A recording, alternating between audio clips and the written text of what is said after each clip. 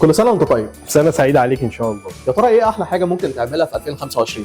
هاف فن ولا ميك ماني؟ أنا من رأيي ممكن تقدر تعمل الاثنين. انا عارف انها معادله صعبه، لكن فيرجينيا الساحل الشمالي حققت الصعب. ميك ماني لما تحافظ على قيمه فلوسك وتستثمرها في شاليه في الساحل الشمالي في منتجعات فيرجينيا، وتلاقي سعر الشاليه بتاعك بيزيد يوم عن التاني واستثمارك بيكبر. وفي نفس الوقت هاف فن، لأنك مش هتلاقي أحسن من إنك تقضي صيفك في فيرجينيا الساحل الشمالي، تستمتع معانا بخدماتنا الحصرية. امن وحراسه، كيدز اريا، حمامات سباحه خاصه ليك ولاسرتك، وده تقدر تستعمله في اي وقت بحيث انك تحافظ على خصوصيتك مع الاسره بشكل اكبر. ده غير الاكوا بارك للكبار والاطفال، وكمان خدمه دليفري هيقدر يوصل لك كل اللي نفسك فيه لحد الشاليه بتاعك. طبيعي يبقى اختيارك الأول والأفضل هو فيرجينيا الساحل الشمالي، لأنك بتتعامل مع شركة خبرتها أكتر من 15 سنة في السوق العقاري وخصوصا في الساحل الشمالي، وسابقة أعمالها تشهد لها. فيرجينيا ريزورت في الكيلو 62، فيرجينيا ستايل في الكيلو 64، وفيرجينيا لايف في الكيلو 80، وكمان مشروعاتها الجديده فيرجينيا فلاور وفيرجينيا بلازا. اتصل دلوقتي ب 15120 سعر المكالمة العادية